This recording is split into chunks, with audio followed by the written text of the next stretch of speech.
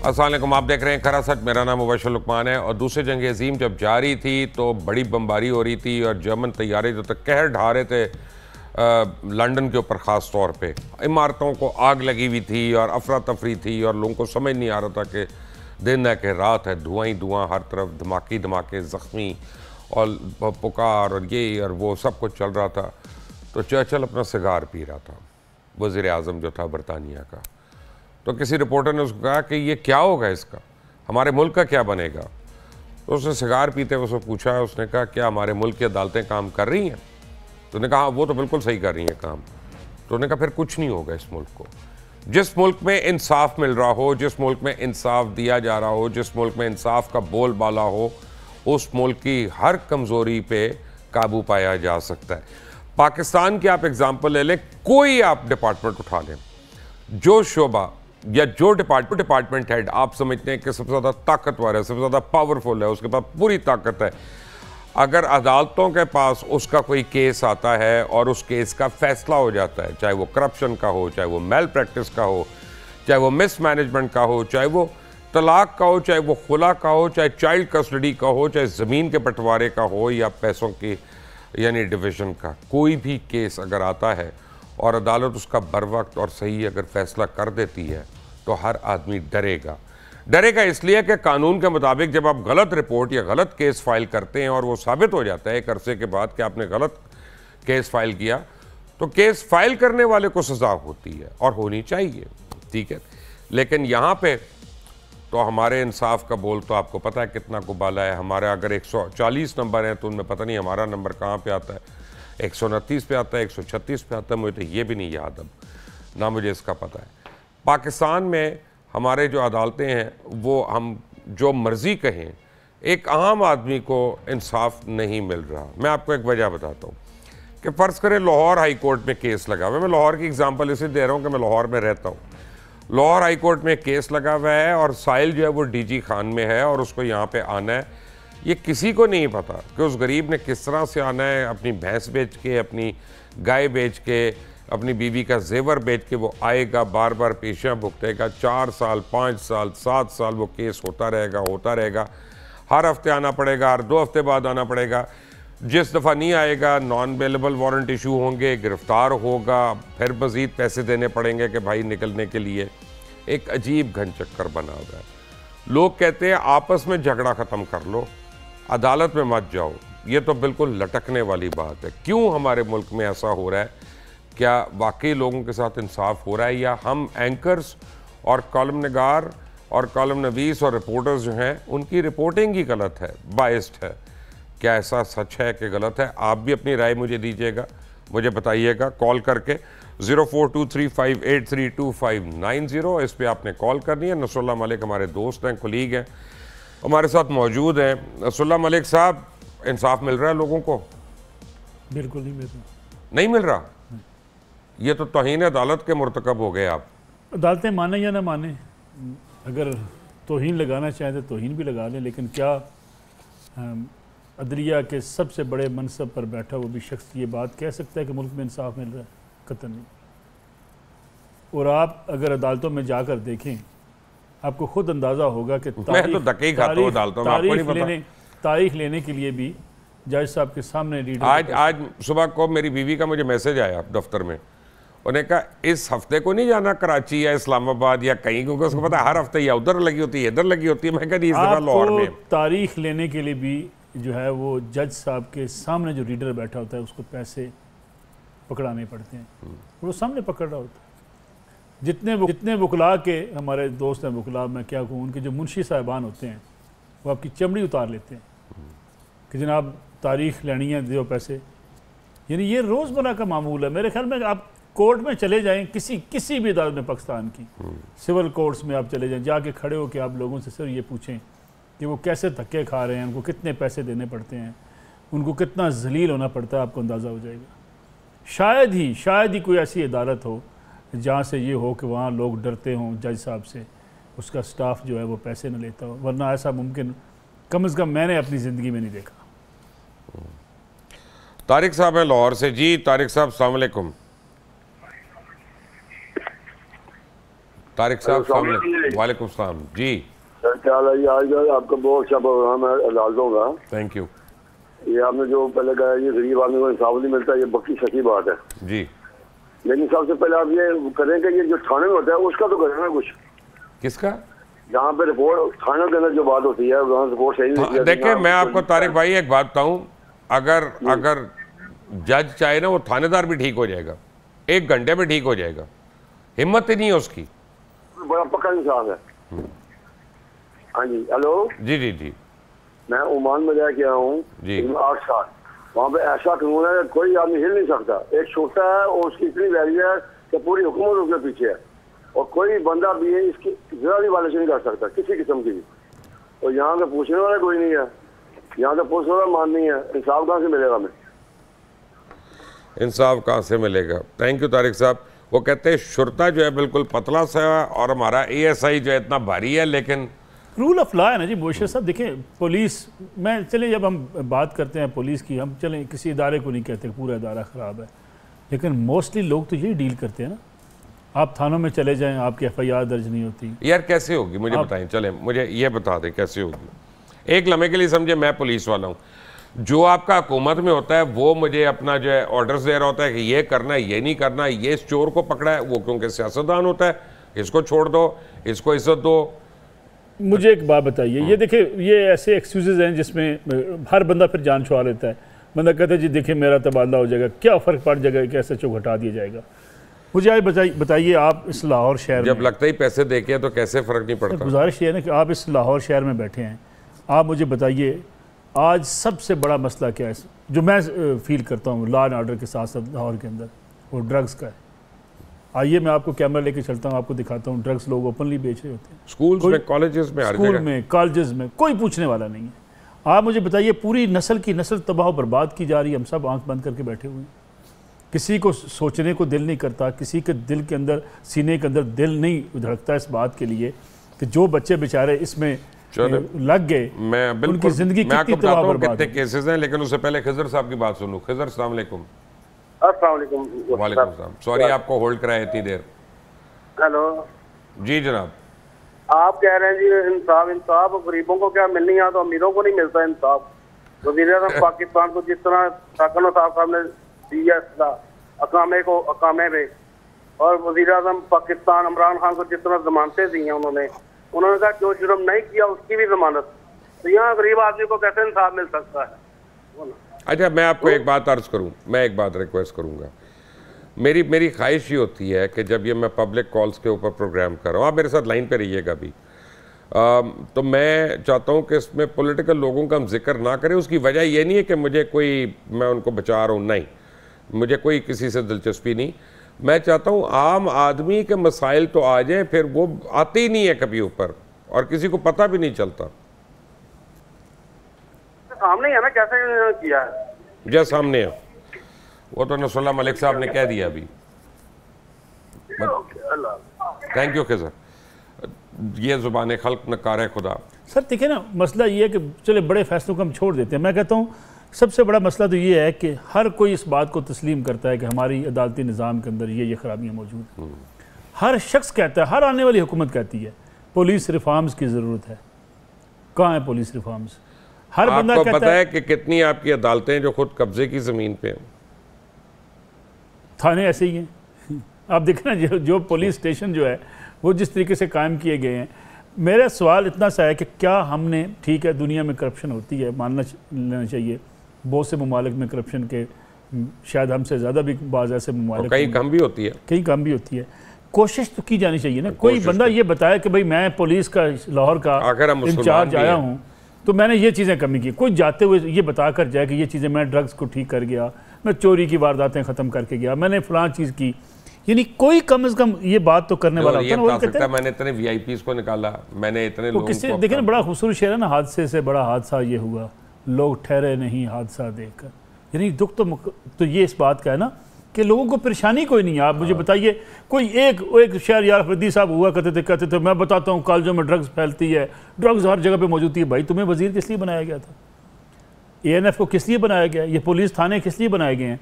अगर आपको एक घर में लोगों को पता है उस मोहल्ले में फलां शख्स जो है वो ड्रग्स बेच रहा है, आप उसको पकड़ नहीं सकते। उसको आप सजा नहीं दे सकते, उसको आप थाने में बंद नहीं कर सकते। और कहाँ से चलती है? वहाँ कबायली इलाकों से चलना शुरू होती है, लाहौर तक पहुँचती है। रास्ते में कोई रोकने वाला नहीं, तलाशियाँ भी होती हैं, आपकी मेरी तलाशी भी होती है ना, गाड़ी निकाल के वो सारा कुछ देख रहे होते हैं। तो क्या ये चीज़ें पकड़ी नहीं जा सकती?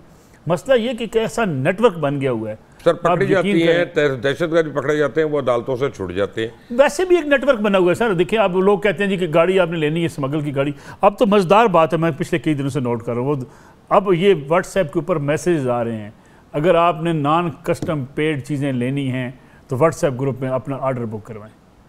यानी इससे बड़ी मिसाल मैं अभी आपको स्क्रीन पे भी दिखा सकता हूँ। क्यों नसीम साहब, क्या हो सकती है? आप सुन रहे हैं, कॉलर हमारे साथ हैं बड़ी देर से। जी नसीम जी, अस्सलाम वालेकुम साहब, की हाल है? अल्लाह का करम, तुसी सुनाओ, खैरियत है? मेहरबानी सर, तकलीफ देने मेरी 77 साल एज है। मैं जनाब की खिदमत गुजारिश करनी, साडा स्टेट लाइफ दा केस है हाई कोर्ट, तकरीबन 2-3 साल हो गए। बाकी सिर्फ 3 साल होए ने, कोई नहीं। मैं 11 साल तो पता नहीं किन्ने केसेस भुगत रहे हर हफ्ते, कदे इस्लामाबाद, कदे कराची, कदे लाहौर, कदे किधर।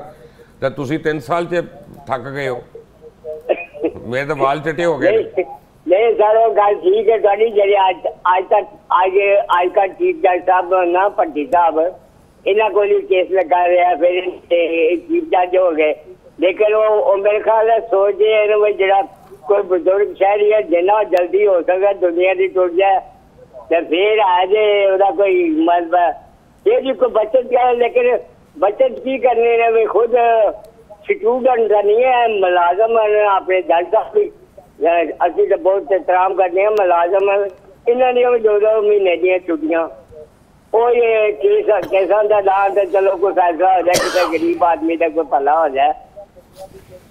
मेरा 2.5-3 साल हो गए साढ़े केस में लगे, 3 सूबे का फैसला हो गया, पंजाब का नहीं हो रहा।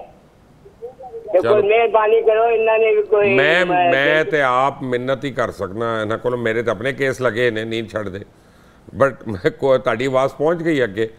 जे सुओ मोटो होया तो मलिक साहब और मैं अंदर होंगे, फिर तुसी बेल भी करन आ जाना। थैंक यू नसीम साहब। लेकिन आपने सुना उन्होंने क्या कहा? दुख की बात है कि वो चाहते हैं कि ये मर जाए, बुजुर्ग आदमी है, तो इसका केस खुद ही ख़त्म हो जाएगा। साल से लोग ऐसे धक्के खाते हैं। आप देखें ना, यानी किसी प्लाट पे मेरे सामने बड़ी मिसालें हैं, किसी ने किसी को किराए पे घर दिया, वो अंदर बैठ गया, वो उसके बाद निकला ही नहीं। 15 साल बैठा रहा आराम से, मज़े से, उसने वो थोड़े से पैसे दे देता है, तारीख टल जाती है, उसके बाद उसका काम चलता रहता है। 15 साल किराया भी नहीं देता, 15 साल बाद जनाब उसका रेंट का फैसला हुआ, उसके खिलाफ उसने स्टे ले लिया, उसके खिलाफ भी अब स्टे ले लिया। उस पर कहा मेरे पास ये पैसे देने के नहीं हैं, और जनाब जज साहब ने कहा चलें ठीक है 500 रुपये दे दिया करें, अब अगले 50 साल वो पैसे देगा। यानी आप मजाक करते हैं लोगों के साथ, ज़िंदगियों के साथ मजाक करते हैं आपकी। सबसे ज़्यादा अब देखें, जब भी कोई हुकूमत आती है तो हर हुकूमत चाहती है कि हम ओवरसीज़ को रिलीफ देंगे। ओवरसीज़ के लिए इधर पंजाब गवर्नमेंट में भी कमीशन बनाया जाता है। सबसे ज़्यादा उनको दी जाने वाली जो दरख्वास्तें होती हैं मोशे साहब, वो लोगों के प्लाटों के ऊपर कब्जे की होती हैं। बाहर बंदा बैठा है पाकिस्तान, उसने प्लाट लिया है, 2 साल बाद पता चलता है किसी ने कब्जा कर लिया। क्यों लियाकत साहब, अस्सलाम वालेकुम। वालेकुम सलाम मुबशर साहब, ਤੁਹਾਡਾ बहुत बहुत ਮੁਹੱਬਤ है मेरी। मेहरबानी सर, मेहरबानी। अच्छा, मैं ਤੁਹਾਡਾ बड़ा लवर हाँ जिन्होंने कहने ने सर थोड़ी जी रिक्वेस्ट सी, मैं गल मेरी गल जरा थोड़ा गौर नाल सुन लेना जी। सर मैं एक मुहब्बे वतन पाकिस्तानी हाँ, ਤੇ ਮੈਨੂੰ ਇੱਕ ਗਿਲਾ ਹੈ ਮੇਰੇ ਕਹਿਣ ਦਾ ਮਤਲਬ ਇੱਕ ਮੀਡੀਆ ਦੇ ਉੱਤੇ ਤੇ ਦੂਸਰਾ ਇੱਕ ਇਨਸਾਫ ਦੇ ਨਿਜ਼ਾਮ ਦੇ ਉੱਤੇ। ਸਰ ਇਹ ਗਿਲਾ ਹੈ ਕਿ ਮੀਡੀਆ ਦਾ ਕੰਮ ਸਰ ਇਹ ਹੈ ਕਿ ਆਵਾਮ ਦੀ ਨੁਮਾਇੰਦਗੀ ਕਰਨਾ। That's true। ਅਸੀਂ ਜਦੋਂ ਵੀ ਲਗਾਉਂਦੇ ਨਾ ਟੀਵੀ ਸਵਾਏ ਇਮਰਾਨ ਨਵਾਜ਼ ਸ਼ਰੀਫ ਤੇ ਜ਼ਰਦਾਰੀ ਤੋਂ ਇਲਾਵਾ ਮੀਡੀਆ ਤੇ ਹੋਰ ਕੋਈ ਗੱਲ ਨਹੀਂ ਹੁੰਦੀ। ਸਰ ਅਸੀਂ ਤਾਂ ਤੁਹਾਨੂੰ ਲਿੱਤਾ ਹੋਇਆ, ਤੁਹਾਡੀ ਗੱਲ ਸੁਣ ਰਹੇ ਹਾਂ। ਅੱਛਾ ਸਰ, ਸਰ ਤੁਸੀਂ ਸੁਣ ਰਹੇ ਹੋ, ਤੁਹਾਡੀ ਮਿਹਰਬਾਨੀ ਹੈ। ਵੈਸੇ ਮੈਂ ਗੱਲ ਕਰ ਰਿਹਾ ਹੁਣ ਉਹ ਇਮਰਾਨ ਖਾਨ ਸਾਹਿਬ ਵੈਸੇ ਜਿਹਨੂੰ ਕਹਿੰਦੇ ਆਊਟ ਹੋ ਗਏ ਨੇ, ਤੇ ਹੁਣ ਉਹਦੀ ਕਿੱਥੇ ਗੱਲ ਹੋਣੀ ਮੀਡੀਆ ਤੇ, ਹੁਣ ਆਵਾਮ ਦੀ ਗੱਲ ਹੋ ਰਹੀ। ਮਿਹਰਬਾਨੀ ਹੈ। नहीं मैं कर सकना, बड़ी फिक्र ना करो। सर दूसरी सर यह गल करनी सी कि सर अल्लाह ना करे कि मैनू कोई ऐसा मामला पवे कि जेड़ा मैनू अदालतां दे विच जाना पवे। अगर वैसे अदालतां च कदी ऐसा अल्लाह कोई मामला ना लैके आवे हो जाए तो सर इमरान खान ते नवाज शरीफ ते हमजा जरदारी वाला सर मैनू 1 घंटे वाला इंसाफ चाहिए। सर मैनू 14 साल 25 साल धक्के खाने वाले इन्हां अदालतां विच सर मैनू वो नहीं चाहिए। सानू नहीं लगदा जरदारी वाला सर, तुसीं अपना ख्वाब वेखणे ते कुछ होर वेखो, PTV वेखो ला के, वो अच्छे ख्वाब तुहानू नज़र आएंगे। मैं तो आप धक्के खा रहे हैं अदालतों के, हर हफ्ते खाना, तुसी केड़ी गल्लां कर रहे हो। बट थैंक यू, सुन लिया आपने। आपके जो सियासतदान और अशराफिया, उनसे लोगों को नफरत हो रही है।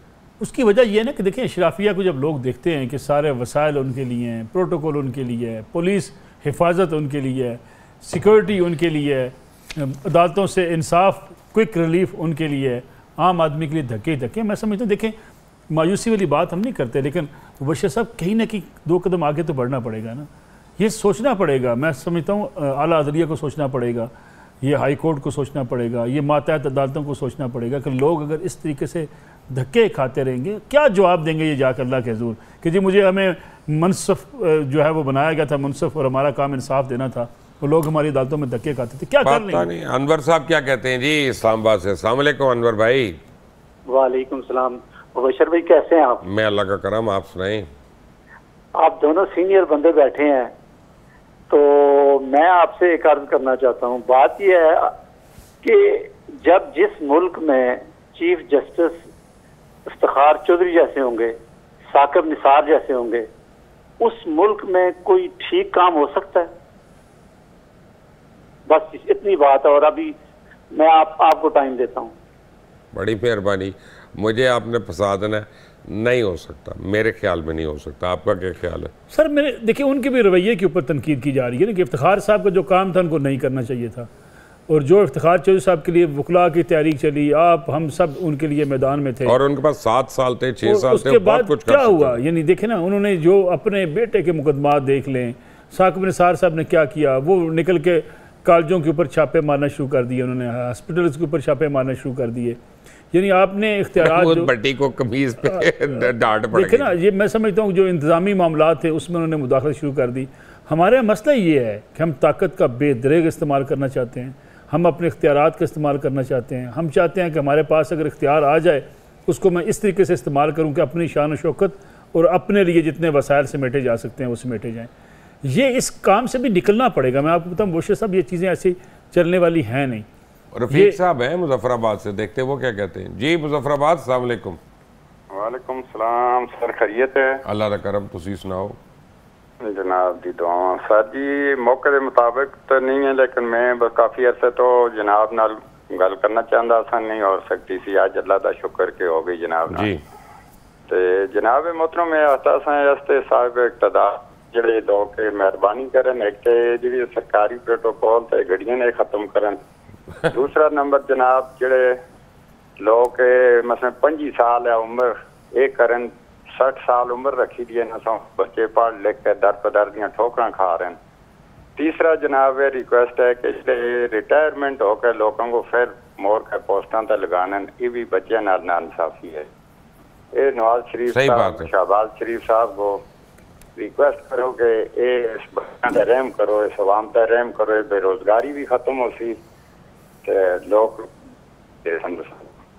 Thank you very much. Extension का वाकई बहुत बड़ा मसला है, हर एक नो और एडॉक अपॉइंटमेंट्स रिटायर्ड आदमी नु ला के ला देना। वही लालच की बात आती है मुबश्शिर साहब, जो बंदा अपनी सीट पे बैठा हटना नहीं चाहता। लेकिन कितना चाहिए भाई, ये अलमिया है हमारी इस सोसाइटी का। देखिए हम जहाँ पुलिस को कह रहे हैं बुरा भला, जहाँ हम अदालतों को कहते हैं कि वहाँ नाइंसाफ़ी, वहाँ अवाम की भी बड़ी रिस्पॉन्सिबिलिटी है। यानी देखिए ना, एक बंदा जो है वो, हर बंदा चाहता है मुझे एक्सटेंशन मिल जाए, कोई बंदा अपनी पोस्टिंग नहीं चाहता। आप यकीन माने SHO को तब्दील कर दे, वो शोर डाल देता है, वो 50 सिफारिशें ले आता है। एक सिपाही अपने थाने से निकल के किसी और थाने में ट्रांसफ़र नहीं होना चाहता, कोई टीचर तबादला नहीं चाहता, कोई AC अपने इलाके को नहीं छोड़ना चाहता। वो चाहता है कि मुझे यहाँ 3 साल के लिए मेरी मर्ज़ी के मुताबिक पोस्टिंग मिल जाए। ये वो लालच है ना जिसने पूरी सोसाइटी को जकड़ दिया है। अब जालिम और मजलूम का तयन करना भी बड़ा मुश्किल होता है समटाइम। देखिए ना, आप और मैं कहते हैं फ़लाँ SHO बड़ा जालिम है, 1 घंटे के बाद वही SHO डॉक्टर के पास पहुंचता है अपने बच्चे का इलाज करवाने, वो उससे 50,000 रुपये लपेट लेता है। वो डॉक्टर जो थानेदार जो थाने में जालिम था, हॉस्पिटल पहुंचते पहुंचते मजलूम बन गया कि अब डॉक्टर साहब ने भी उसकी चमड़ी उतार। डॉक्टर साहब एक मैकेनिक के पास जाते हैं, वहाँ पे वो लंबे वहाँ डॉक्टर साहब को तो ये ऐसा एक सर्कल है जिसमें जिसके पास जितनी ताकत है उसका बेदरेग इस्तेमाल कर रहे हैं। क्यों यासीन साहब पिंडी से, पिंडी वाले क्या सोच रहे हैं? जी अस्सलाम वालेकुम जी, मेरी तरफ से आपको। वालेकुम सलाम। क्या हाल है जी? ठीक है जी, अल्लाह का शुक्र, अल्हम्दुलिल्लाह। मैं जी पिंडी में रहता हूँ। मैंने 25 साल पहले जगह ली थी 7 मरले जी। तो वही बंदे जिन्होंने मुझे एक जगह बेची, वही मेरी जगह पर दोबारा 24 बार कब्जा करने आ गए हैं। मैं थाने भाग के थक गया हूँ। थाने वाले जब मैं गया हूँ मुझसे ही पैसे लेते हैं और मुझे ही दबाते हैं। और दोबारा मैं अब जब वो कब्जा करने सीपीओ के पास गया हूँ, सीपीओ ने भी मेरे हक में रिपोर्ट दे दी है। फिर अदालत में गया हूँ, 2 साल से केस लगा हुआ है। अभी 20 तारीख को अदालत ने मेरे हक में फैसला दे दिया है, मगर मुझे कब्जा अभी तक नहीं मिल सका। क्या कह सकता हूँ यासीन साहब, इस वाले उनके साथ जगे हुए हैं। थाना फैसलाबाद है ये पिंडी का। मलिक साहब। अच्छा, ये हैं वो कॉल्स, वो शेख साहब, ये वो जो कॉल्स हैं लोगों के मसाइल के हैं। लेकिन आपने देखा हमारे मुल्क में कितने मज़े से प्राइम मिनिस्टर भी कॉल लेते हैं और आगे से कितनी तारीफ़ें होती हैं, आपने ये कर दिया, आपने वो कर दिया। कोई एक आध कॉल दरमियान में वो सुना दी जाती है शिकवे शिकायत वाली, वरना कभी ये हमारे जो प्राइम मिनिस्टर साहब हैं, ये हमारे जो हुकूमती अहदेदार हैं, ये ऐसे पब्लिक कॉल दें ना, इनको पता चले दुनिया में हो। ये मुझे बताएं कि इसका जब अदालत का हुक्म आ गया और कब्जा नहीं मिल रहा, तो इस पे क्यों नहीं तौहीन अदालत लग रही? पुलिस वाले उसको कब्जा नहीं दिलाते होंगे, वो बेचारा कमजोर आदमी पुलिस पे लगनी चाहिए तौहीन अदालत, लगनी चाहिए। देख रहे ये सारे हम काम कर रहे हैं, चाहिए। यानी पुलिस वाले उसके साथ ताउन नहीं करते होंगे, वो जाके कब्जा खाली नहीं। ये गरीब आदमी होगा, ताकत तो अदालत को बेलिफ नहीं अपना भेजना चाहिए? अदालत बेलफ तब भेजेगी ना, अदालत के बाद जो नीचे एहलकार हैं उन आपको पता बेलफ भी पैसे लेता है। यकीन माने बेलफ को भी आपको उसको जनाब उसका पेट शेट भरना पड़ता है, तब जाके आपके साथ वो बेलफ काम करता है, वरना बेलफ भी काम नहीं करता। बेलफ को पैसे न दिए जाए, बेलफ पहले कह देता है कि मेरे आने से पहले निकल जाओ।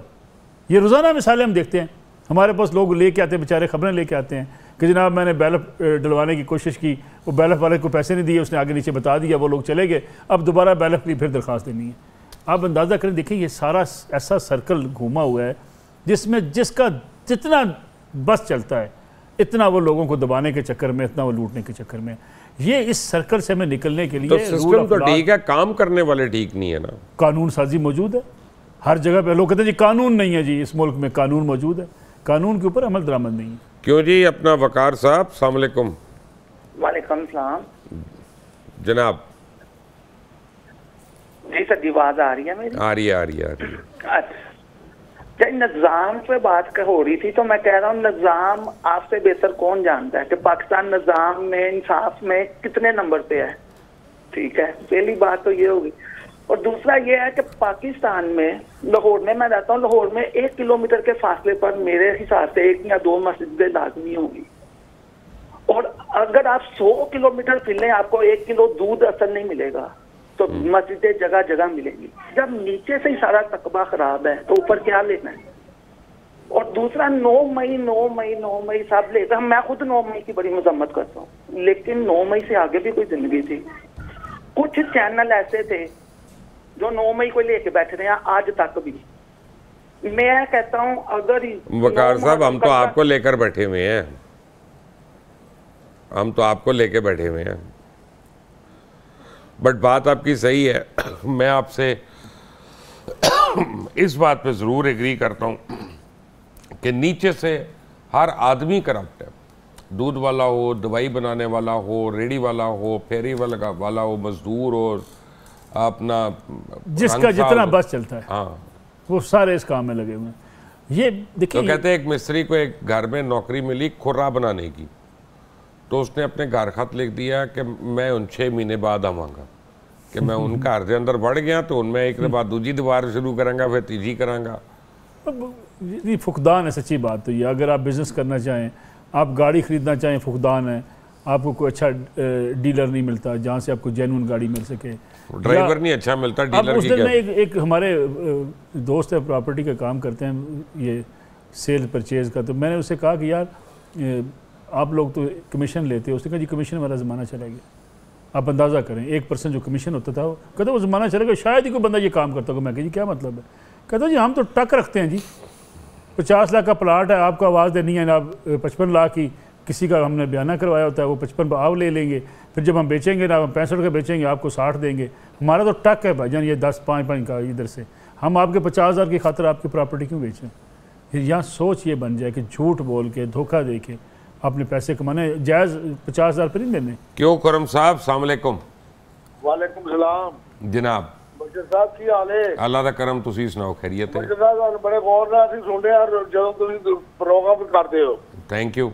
ਅੱਲਾਹ ਤਾਲਾ ਤੁਹਾਨੂੰ ਸਲਾਮਤ ਰੱਖੇ। ਗੱਲ ਇਹ ਕਹਿਣ ਦਾ ਮਕਸਦ ਹੈ ਸਾਡਾ ਜਿਹੜਾ ਮਸਲਾ ਹੈ ਨਾ ਬੜਾ ਖਰਾਬ ਹੈ। ਮੈਨੂੰ ਯਾਨੀ ਕਿ 19 ਸਾਲ ਹੋ ਗਏ ਨੇ, ਇੱਕ 5 ਮਰਲੇ ਦਾ ਸਮਰਾਬਾਦ ਚ ਪਲਾਟ ਹੈ, ਉਹ ਜੱਜ ਫੈਸਲੇ 2-3 ਵਾਰੀ ਕਰ ਚੁੱਕੇ ਨੇ, ਫਿਰ ਉਹ ਕੋਈ ਨਾ ਕੋਈ ਪੰਗਾ ਪਾ ਕੇ ਨਾ ਉਹ ਫਿਰ ਅੱਗੇ ਦਰਖਾਸਤ ਦੇ ਦਿੰਦੇ ਨੇ। ਯਾਨੀ ਕਿ ਹਿਸਾਬ ਲਾ ਲਓ ਪਟਵਾਰੀ ਦੇ 4-5 ਵਾਰੀ ਤਹਿਸੀਲਦਾਰ ਨੇ ਵੀ ਕੰਮ ਪਾਇਆ, ਉਹਨੇ ਕਹਾ ਜੀ ਬਿਲਕੁਲ ਸਹੀ ਹੋ ਗਿਆ ਕੰਮ, ਮਗਰ ਫਿਰ ਵੀ ਸਾਨੂੰ ਪਰੇਸ਼ਾਨੀ ਤੇ ਪਰੇਸ਼ਾਨੀ ਉਠਾਈ। ਦੂਸਰੀ ਗੱਲ ਹੈ ਕਿ ਇਹ ਸਾਡੇ ਜਿਹੜੇ ਹੁਕਮਰਾਨ ਨੇ ਪੈਂਟ ਕੋਟ ਪਾ ਲੈਂਦੇ ਨੇ, ਸਾਡੇ ਕੋਲ ਬਿਜਲੀ ਕੋਈ ਨਹੀਂ ਹੈ, ਟਾਈਆਂ ਲਾ ਕੇ ਪੈਂਟ ਕੋਟ ਪਾ ਕੇ ਲਗੇ ਫਿਰਦੇ ਸਾਡੇ ਮਾਲ ਦੇ ਉੱਤੇ ਐਚ ਕਰਦੇ ने, सानू ढोलते फिर। अभी ये कह रहे थे ना कि पटवारी दरमियान में कोई रोड़े अटका देते हैं। आपने वो बड़ी कहावत सुनी होगी देहातों में, खैर बड़ी पुरानी कहावत है। वो पटवारी साहब जा रहे थे ना तो कुत्ते ने भौंका ऐसे गांव में, तो उन्हें मुड़ के देखा उन्होंने कुत्तिया तेरा ना तो अगर 4 मरले होंगे तो फिर मैं तेन दसदा पटवारी को किस तरह पोकी दा। यानी अगर तेरे नाम पे कोई 4 मरले ज़मीन होती तो मैं तुम्हें बताता। ये सूरत हाल है। 19 साल से केस, आप सुने ना उन्होंने क्या कहा है कि 19 साल 5 मरले 19 साल से अदालतों के फैसले के बावजूद वो कहते हैं कहीं ना कहीं मामला लटका दिया जाता है। यानी ये सूरत हाल है, पूरे आवे का आवा ही बिगड़ा हुआ है जी इस सिस्टम से। आपको बहरहाल तो क्या करें, लोग खुदकुशी कर लें? मेरे ख्याल में निकलना पड़ेगा जी, आवाज़ उठानी पड़ेगी। जैसे आज आपका प्रोग्राम है माशाल्लाह चले, आवाज़ जो है वो ट्रैवल करती है। ये सोचना कि आवाज़ ट्रैवल नहीं करती, नज़रियात ट्रैवल करते हैं, बिल आखिर फिर एक ताकत और आवाज़ बनते हैं। मेरे ख्याल में जज साहिबान को भी, पुलिस को भी अब एहसास होना चाहिए होगा कि लोग इनको अब इस तरीके से इनकी बदमाशी नहीं चलने देंगे। मैं ऑनेस्टली आपसे एक बात कहूँ, और ये जो हम सियासी इशराफी है ना, इसको भी समझना होगा, डिलीवर करना पड़ेगा। वो अगर नहीं करेंगे तो वो चाहते हैं कि टेक्नोक्रेट इंटरिम प्राइम मिनिस्टर ना आए को, अगर उसने को काम कर दिया तो सियासतदान तो रह गए। हाँ देखें ना, मसला ये है कि जब आप इस हद तक, और हमारे यहाँ तो देखें जिन मुआशरों को हम इतना बुरा भला कहते हैं, 8 साल के बाद वहाँ का प्रेसिडेंट आराम से हाथ हिलाते हुए कौम से रुखसत होकर अपनी ज़िंदगी में मगन हो जाता है। यहाँ हम मरते दम तक चाहते हैं कि मरने से पहले भी एक दिन हलफ उठाना पड़े तो हम ज़रूर हलफ उठा लें। यानी इस हद तक हम लालची हो चुके हैं। क्यों जी जुल्फकार साहब, अस्सलाम वालेकुम, आप एग्री करते हैं मलिक साहब से? अल्लाह करम, तुसी सुनाओ, ठीक हो जी बाबू जी? सेहत भी है, ठीक है, अल्लाह करम। मैं अर्ज ये करना चाहता था भाई ना, पर जो असी अल्लाह के रसूल नूं ते छड्ड गए तो फिर असी यही साडी कौम नाल होना है। क्योंकि अज किसी भी बच्चे नूं कहो कि तुहानूं दरूद शरीफ सुनाए या अल्लाह वादा शरीफ दे कुरान पाक जो कोई तिलावत सुनाए तो तुहानूं नहीं सुनाएगा। प्रॉब्लम हो जाए। हाँ जी हाँ, मैं सुन रहे हैं, मैं सोच ही पै गया ताड़ी गल ते। लेकिन अपना एक गल तो है ना जी जुल्फकार भाई कि अपने अपने घर तो शुरू होती है ना, माँ ने सिखानी है पहले, प्यो ने सिखानी है। क्यों जी मलिक साहब? सबब कुछ और है जिसे तू खुद समझता है, जवाल बंदा मोमिन का बेजरी से नहीं। देखिए ना, इकबाल ने क्या कहा था, आपका करैक्टर होता, आप दयानतदार होते तो आपको ये इसका ज़र का नुकसान नहीं होता कि इसकी वजह से आपको नुकसान हो जाता। आज भी देखिए दुनिया भर में आप भी जाते हैं, देखते हैं, कारोबार के मौके कहाँ मौजूद नहीं है। पाकिस्तान में इतनी चीज़ें हैं जो बाहर भेजी जा सकती हैं। यकीन माने आपका एक्सपोर्टर भी फ्रॉड के चक्कर में होता है। अभी आप जाए ना मार्केट में, आपके मुझे आम की एक पेटी चाहिए, ऊपर वाली 2 लेयर ठीक होंगी, नीचे 2 लेयर ख़राब होंगी। यानी कितनी बेईमानी सोच में दाखिल हो चुकी है। कुछ चाहता है ऊपर से सही दिखा दे। चेरी का डब्बा कभी आपने पूरा एक जैसा लिया आज तक? कभी मिला होगा ना, ऊपर की जनाब जो लेयर होगी वो बेहतरीन होगी, नीचे सारी ऐसी सूरत हाल होगी। ये सोच जो है ना, ये फिर आपको कारोबार भी नहीं करने देती, फिर आपका कारोबार पनपने नहीं देती, फिर आपको दुनिया की मार्केट में कम्पीट नहीं करने देती, फिर आपको दुनिया की मार्केट में जाके अपने लिए जायज़ पैसे नहीं बना सकते। इसलिए फिर आपके इवन आपके एक्सपोर्टर जो हैं, तो आप कहना चाह रहे हैं जैसे हमारे कॉलर ने कहा था कि कौम में प्रॉब्लम है पूरी। मैं समझता हूँ हम सारे उसके शरीक हैं। क्यों जी मियाँ खान, अस्सलाम वालेकुम, आप भी हैं शरीक के नहीं? क्या हाल है सर, खैरियत है? मैं अल्लाह का शुक्र अल्हम्दुलिल्लाह। सर मैं थोड़ा मसला इस पे बोलना चाह रहा हूँ कि हुकूमत को जो फाइनेंस का बड़ा मसला है कि जी फाइनेंस का मसला, फलान का मसला है, एक बेहतरीन मौका इनके पास है कि जितनी भी सोसाइटियाँ हैं ना पिंडी इस्लामाबाद के सराउंडिंग में, ये लोगों से पैसे दे के सिंपल एक कागज दे के ट्रांसफर लेटर दे देती हैं। गवर्नमेंट को चाहिए कि इनको पाबंद करें कि गवर्नमेंट से ये अपना सेल डीड करवाएं, गवर्नमेंट से रजिस्ट्री करवाएं, ताकि वो रेवेन्यू गवर्नमेंट ऑफ पाकिस्तान के रेवेन्यू डिपार्टमेंट में आ जाए। ये रेवेन्यू डिपार्टमेंट की बात कर रहे हैं, ये आपके बैठे बैठे ये मैसेज आ गया। चले प्रोग्राम के दौरान ये पढ़ के जरा आप जरा सुना दीजिएगा ये मैसेज क्या है। ये नहीं, प्रोग्राम के दौरान अभी मैसेज आ गया। मोबाइल के। अस्सलाम वालेकुम। NCM कस्टम प्रोडक्ट खरीदने के लिए नॉन कस्टम यानी व्हाट्सएप लिंक पर ज्वाइन करें। आप अंदाज़ा करें किसी मुल्क में ये ऐसे मुबशर साहब हो सकता है कि आपको धड़ाधड़ ये मैसेज आते हैं कि आपने नॉन कस्टम अगर चीज़ें लेनी है व्हाट्सएप ग्रुप में आ जाए। और मियाँ खान की गलती सुन ली है यार, मियाँ सब यही कह रहे हैं ना, रेवेन्यू कहाँ से आता है। अच्छा, मियाँ साहब की कॉल कट गई है। एक छोटी सी ब्रेक लेते हैं और ब्रेक के बाद आते हैं तो फिर आपकी कॉल्स भी लेंगे। नसरुल्लाह मलिक मेरे साथ ही हैं। Take a break.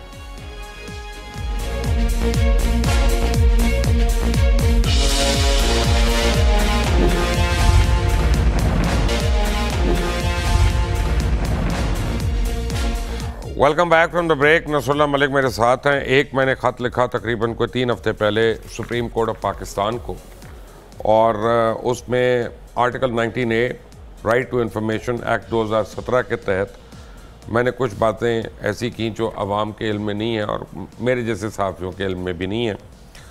मैंने कहा कि उनकी जो मालूमात है मिल जाए, अगर उसकी कोई फ़ीस देनी है तो वो भी मैं देने को तैयार हूँ।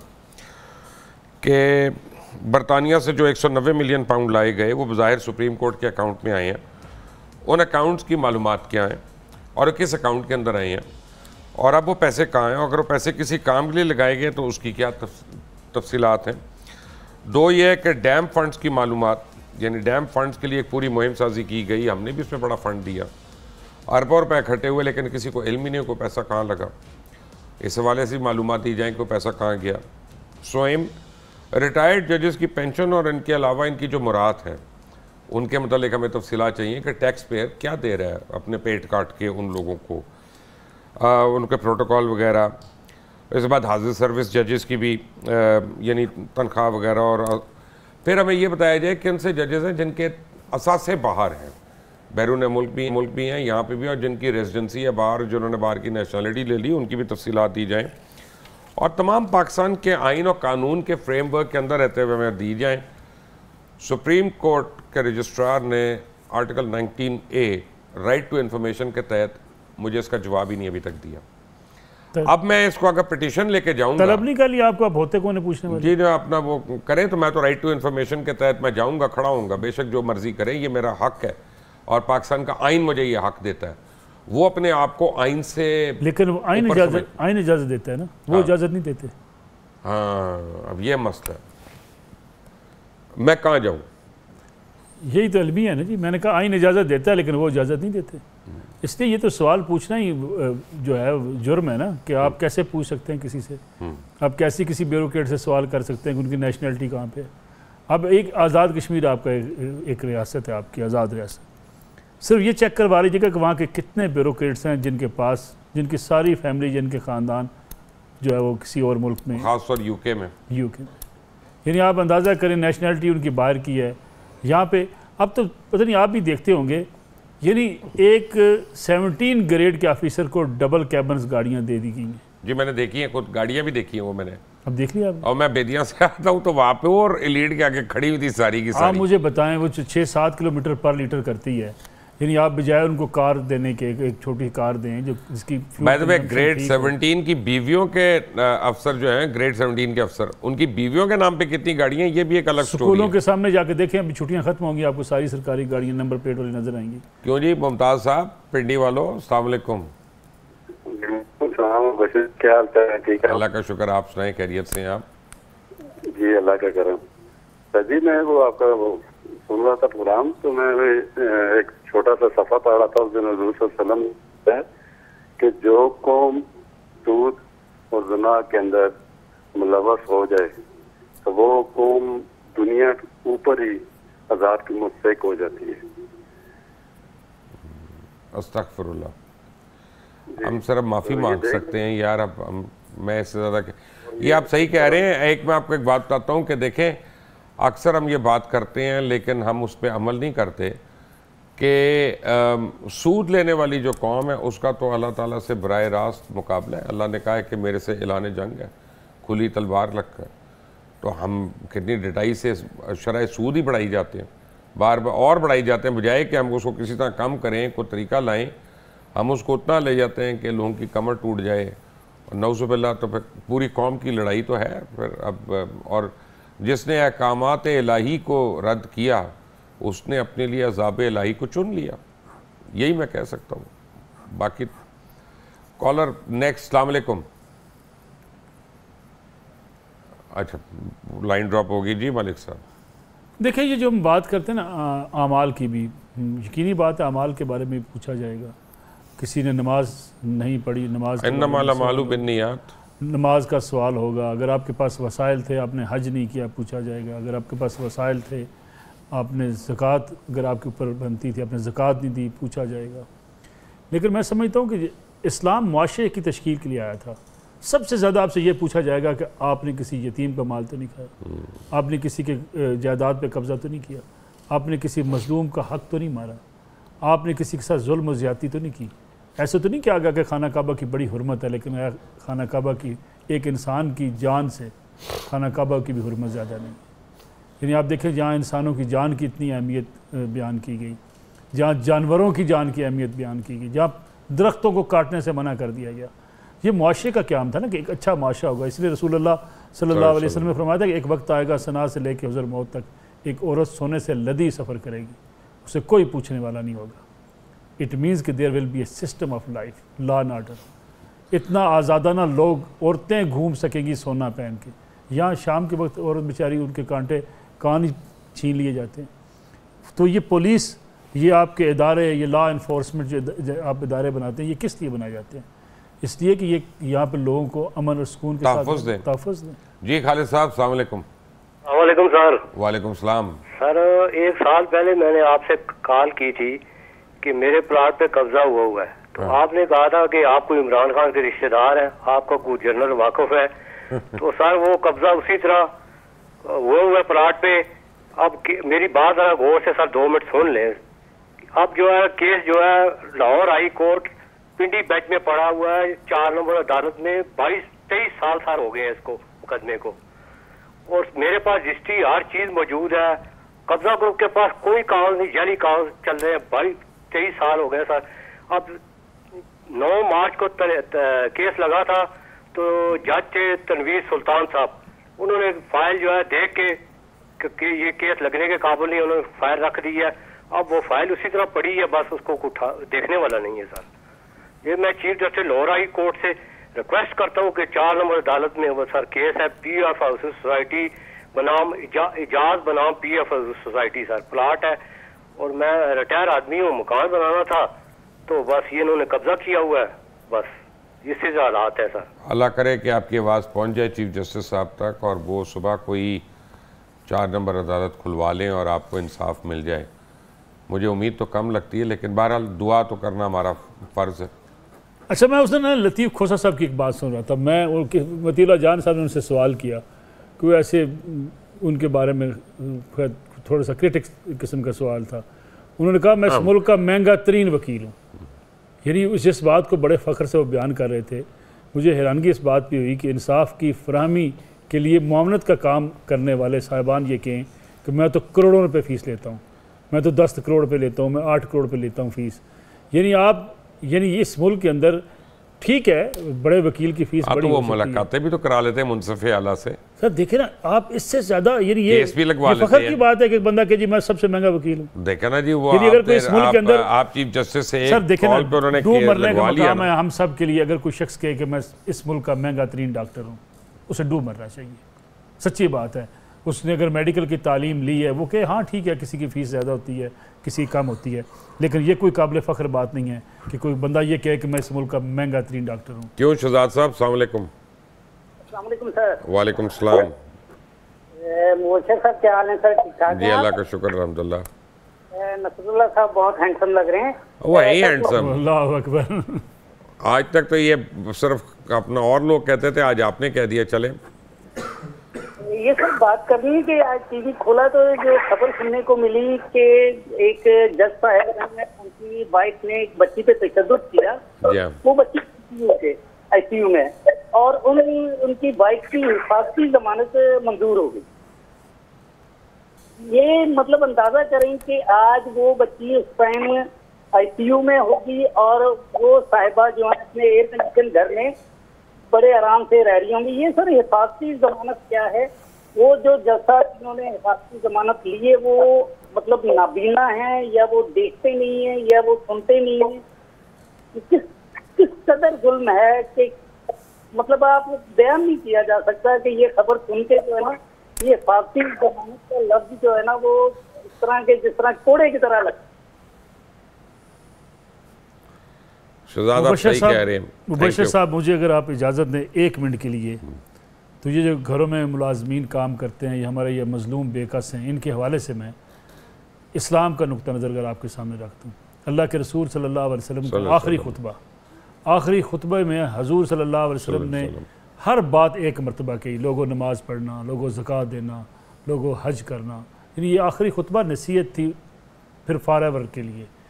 और एक चीज़ अल्लाह के रसूल सल्लल्लाहु अलैहि वसल्लम ने 2 मरतबा की इस खुतबे में, गुलामों का ख्याल रखना, फिर थोड़ी देर के लिए आराम फरमाया और कहा हाँ गुलामों का ख्याल रखना। मैं उर्दू तर्जुमा आपके सामने पेश कर रहा हूँ। यानी इस चीज़ को इतना ज़ोर देकर कहा कि गुलामों का ख्याल रखना, यानी सबसे बड़ी जिम्मेदारी आपके ऊपर है, ये मेरे ऊपर है कि जो आपके निचला तबका है, जो आपके काम करने वाले हैं, जो आपके घरों में काम करते हैं, जो आपके कुलीग्स आपसे नीचे नौकरी करते हैं, सबसे ज़्यादा हक उनका है। लेकिन आप यकीन माने, आप देखते हैं रेस्टोरेंट्स के ऊपर एक बेचारी गंदे कपड़ों के साथ एक बहू आदमी की बेगम और उनके साहब की बेटे को, बच्ची को उठा के साइड पे बैठी होती है और वो मज़े से खाना खा रहे होते हैं। यानी लानत है ऐसी ज़िंदगी के ऊपर और ऐसी कमाई के ऊपर कि जहाँ आपका मुलाजम आपके साथ बैठ के खाना ना खा सके, जहाँ आपका मुलाजम आपके घर में पका हुआ खाना ना खा सके, और फिर इसके अगली बात 10,000 लेके वो मार भी खाए, डंडे भी खाए, बाजू भी तोड़वा रहे। तो जज की भाई बीवी है, मैं क्या कह सकता हूँ। ख्वाहिश साहब हैं कराची से। जी ख्वाहिश साहब, अस्सलाम वालेकुम। बिस्मिल्लाहिर्रहमानिर्रहीम, अस्सलाम वालेकुम। वालेकुम सलाम। जनाब अली मुबशर साहब, ये नसरुल्लाह साहब माशाल्लाह, इन्होंने जो आज बातें कर रहे हैं ना टीवी के अंदर, 1,00,000% सही बातें कही इन्होंने। मैं दोहराना नहीं चाहता, आपको टाइम ज़ाया नहीं करना चाहता। मैं दूसरे एक बात और कहना चाहता हूँ। मैं भी केस लड़ रहा हूँ माशाल्लाह कराची के में। मेरा केस अल्लाह ताला अब मुझे अगले हफ्ते कामयाबी नजर आ रही है। और पहले भी एक केस था, उसमें मेरे को 15 साल लगे थे, मगर वकील जो होता है मैं छोटा हल्का रखता वकील, मगर वकील को मशवरे सब मैं ही खुद ही ज़्यादातर देखता हूँ, क्योंकि मेरा आधा ख़ानदान सारे कोर्ट में सब जानने वाले पंजाब में है, मगर मशवरा उनसे मैं लेते रहता हूँ। और मैं माशाल्लाह आपका प्रोग्राम बहुत अच्छा ही है। और ये इसमें हमारा मुल्क में आप लोग कहते हैं कि ये गवर्नमेंट के सब चोर हैं, हमारी गवर्नमेंट तो ठीक खराब है, मगर हमारी आवाम भी खराब है जो इनकम टैक्स भी नहीं देती। लोग करोड़ों रुपए कमाते हैं, इनकम टैक्स देते ही नहीं है। ये भी आप बताया करें, आवाम भी हमारी खराब है, हम खुद इनकम टैक्स सही देते नहीं गवर्नमेंट को। हमारा पूरा माशरा खराब हो गया है मुबशर साहब, ये तो टोटल ही हो गया हुआ है। ये तो अल्लाह ताला चला रहा है, या तो आपके पास तो डॉलर के पैसे भी नहीं है। कल तो मेरी शिपमेंट मेरे दोस्त की आई है, वो कह रहा ख्वाजा साहब अभी माल आया हुआ है, ये सब उठा लो, अभी 2-3 में 1 महीने बाद माल नहीं आएगा। ये बहुत खतरनाक तरीके में चले। गवर्नमेंट सब बात दिखा रही है, कोई सच कोई नहीं बोल रहा, 1 2 ऑल सब झूठ बोल रहे हैं, टोपी ड्रामा कर रहे हैं। ठीक है ख्वाहिश साहब, ठीक है, थैंक यू वेरी मच। बात सही कह रहे हैं, ठीक कह रहे हैं। देखें हम ये दो तरफा मामला है ना जी, सोसाइटी। बल्कि आप चले जाएं किसी बड़ी मार्केट के अंदर, वहाँ लोग 1-1 करोड़ रुपये डेली कमा कर उठते हैं, 1 रुपया टैक्स नहीं देते। एक साहब को मैं जानता हूँ, शायद खान अब्बासी साहब ने बड़ी खूबसूरत बात की थी पिछले दिन, उनकी तकरीर एक बड़ी वायरल हुई थी कि यानी आप अंदाज़ा करें कि यहाँ हम कहते हैं कि जिसने टैक्स नहीं दिया, जो फाइलर नहीं है, अगर वो गाड़ी लेना चाहे, अगर वो कोई और चीज़ लेना चाहे तो इतने पैसे दे के, यानी 20,000 की जगह 40,000 टैक्स दे के गाड़ी ले ले। यानी इससे ज़्यादा जुल्म क्या हो सकता है कि आप उसे ये नहीं कहते कि तुम टैक्स दो, फाइलर बनो। आप कहते हो अगर नहीं देना चाहते मत दो, लेकिन 20,000 फीस दे दो। यानी आपने टैक्स के निज़ाम को, और हम शुरू से सुनते आ रहे हैं टैक्स के निज़ाम को इसमें रिफॉर्म्स की जाएंगी, कहाँ रिफॉर्म्स हुई हैं? जिन लोगों की इतनी इतनी बड़ी दुकानें हैं, 2-2 हज़ार रुपये माना। मुल्तान, अस्सलाम वालेकुम। वालेकुम सलाम सर, क्या हाल है? मैं अल्लाह का शुक्र, गुलरेज, आप खैरियत से हैं? जी सर, शुक्र अल्लाह का। सर लास्ट टाइम भी बहुत ट्राई किया, आपसे बात नहीं हो सकी। पहले तो आपका बहुत बड़ा फैन हूँ सर, थैंक यू, शुरू से देख रहा हूँ आपको, थैंक यू। और सर मेरा सवाल टैक्स के हवाले से है, जो भी आपने दोहराया सर ने, नसरुल्लाह साहब ने, कि टैक्स जो है वो हमारी आवाम जो कम देती है या नहीं देती। तो अभी सर जो इस पे फोन का टैक्स और जो टेलीफोन का टैक्स जो लगा है, टीवी का टैक्स लगा है, तो इसमें यह है कि हमारा जो 50 रुपए एक बिल पे, एक घर पे टैक्स लगा है, 1 मीटर पे। तो अगर सर कम से कम हमारे पूरे पाकिस्तान में अगर 2 करोड़ लोगों के घर भी मीटर लगे हुए हैं ना सर, तो महीने का जो है ना वो 10 अरब रुपया हुकूमत को टैक्स का जमा होगा। तो इसका ये हमें कैसे पता लगेगा कि हमारे टैक्स का पैसा हम पे लग रहा है या उनकी जेब में जा रहा है या उन्होंने इलेक्शन पे लगाना है? देखिए मुबशर साहब, मैं अर्ज़ करूँ, एक डायरेक्ट टैक्सेशन है, एक इनडायरेक्ट टैक्सेशन है। हमारे दोस्त कुछ ये समझते हैं कि ठीक है, हमने चाय की पत्ती ली, उस पर टैक्स दे दिया, सेल टैक्स दे दिया, हमने बिजली के बिल पर टैक्स दे दिया। हम बात कर रहे हैं उस आमदन की जो आपकी सारे अखराजात के बाद आमदन बचती है एक ताजर को, एक दुकानदार को, जो महीने का वो अवाम का काम तो नहीं है ना। हुकूमत अगर फेल हो जाती है वो लेने में, ये हुकूमत तो वो अवाम के ऊपर क्यों जुल्म करती है, पत्ती का या पेट्रोल का या बिजली का बढ़ाने? इसलिए कि अवाम इतनी चोरी यार इस वक्त बिजली की जो कीमत हो गई है, वो आप मुझे बताएं, कोई इंसानियत है? ये जुल्म ये है कि इसकी वजह, बुनियादी वजह ये, एक तो आपने IMF की शायद माननी है, इससे बढ़ के जो बुनियादी वजह यह है कि वो 37, 38 या 40% बिजली चोरी है। आप बिजली चोरी रोक लें, जिन जगहों पे चोरी हो रही है वहाँ बत्ती बंद करें, बंद कर दें। यानी बिजली चोरी आप रोक नहीं सकते, गरीब आदमी के ऊपर बोझ डाल देते हैं। मसला ये शॉर्टकट है ना, आप उन एरियाज के अंदर। मलिक साहब बात उनकी सही थी, आप गुलरेज की, आपको मैं आम अल्फाज में बता देता हूँ जो वो गुलरेज बता रहे थे कि जो टैक्स देता है उसको फ़ायदा नहीं है, जो टैक्स चोरी करता है उसको नुकसान नहीं है। सर देखिए मसला ये है कि इनडायरेक्ट टैक्सेशन में तो सब शरीक है ना, आप भी देते हैं, मैं भी देता हूँ। और इनडायरेक्ट टैक्सेशन से उसका क्या जा रहा है, वो तो सारी दे रहे हैं। देखिए ना, डायरेक्ट टैक्सेशन जो है हम सारे देते हैं कि ठीक है, हम किसी चीज़ के ऊपर देते हैं, लेकिन एक बंदा, मैं कहता हूँ, हर महीने का अकबरी मंडी में बैठ के 10 करोड़ रुपये कमाता है, 10 करोड़ में से 2000 टैक्स दे दे, 1 रुपया देने को तैयार नहीं है। ये जो ट्रेडर्स का टैक्स है ना, ये छोटे दुकानदार, उनकी यूनियन बनी है, आप मुझे बताएं, मटन वाले, चिकन वाले, ये जितनी दुकान, तो ये हमने वसूल करना है एंकरों ने जाके। बेसब ये हुकूमत की नाकामी है ना जी, हुकूमत की नाकामी है कि वो वसूल नहीं करती।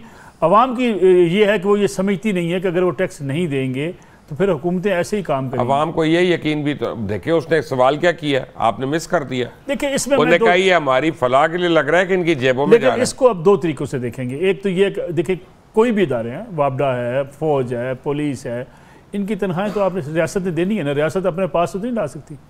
एक फैसलाबाद से कॉलर हैं जी, अस्सलाम वालेकुम, आखिरी कॉलर फैसलाबाद। वालेकुम अस्सलाम व रहमतुल्लाहि व बरकातहू। हाँ जी मुबशर भाई, क्या हाल है? ठीक है, मैं अल्लाह का शुक्र। राशिद भाई, फैसलाबाद वालों का डर लगता है, हर चलते फिरते जुगत मार जाते हैं कहीं ना कहीं अपना जी। नहीं जी मुबशर भाई, ऐसे नहीं है। अच्छा मुबशर भाई, बात यह है कि जो ये अदालतों का निज़ाम है ना, इन्होंने बहुत सारे बंदे जो है ना, जो सफा हस्ती से मिट गए हैं इनकी वजह से। इसलिए कि एक बंदा जिसका कोई भाई, बाप, बहन कोई कत्ल हो जाती है ना, वो 1-2 साल केस लड़ता है, उसको नहीं पता चलता कि मुझे इंसाफ नहीं मिलना, वो खुद असला उठाता है, जाके बदला लेने चले जाता। वो उनके 2 मार देता है, ये इनके 4 मारते। दुश्मनी अदालतों की वजह से मुल्क में बहुत सारी बनी हुई। इनका निज़ाम ठीक नहीं हो सकता, इसलिए कि इनको डर कोई नहीं है। इनको पता हो कि हमें भी सजा मिलनी है, हमारा जब रिटायरमेंट का टाइम आएगा हमें भी फंदा गल में हो कि भाई तूने ये क्या किया है, इधर से करप्शन किया है, ये बेकसूर बंदे को सजा दी है। ये निज़ाम नहीं ठीक हो सकता जी, क्योंकि ये इनको किसी का रोकथाम नहीं।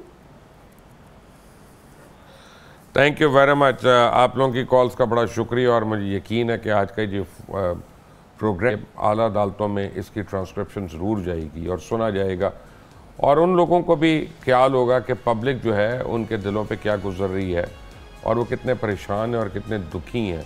क्योंकि मैं ये समझता हूँ कि अगर हमारी अदालतें इंसाफ की डिस्पेंसेशन सही करें, सही फराहम करें, तो कोई मसला नहीं रहेगा। ना बिजली चोरी होगी, ना पेट्रोल चोरी होगा, ना किसी की पेंशन रुकेगी, ना किसी के प्लॉट पे कब्ज़ा होगा, ना किसी के बच्चे उससे छीने जाएंगे। ये बिल्कुल मैं क्लियर हूँ इस बात पे कि जस्टिस जो है वो ही मुआशरे को डिटर्मिन करता है कि इसने किस डायरेक्शन में जाना है। रसूलुल्लाह मलिक साहब, आपका बहुत बहुत शुक्रिया। अंटिल द नेक्स्ट टाइम, अल्लाह हाफ़िज़।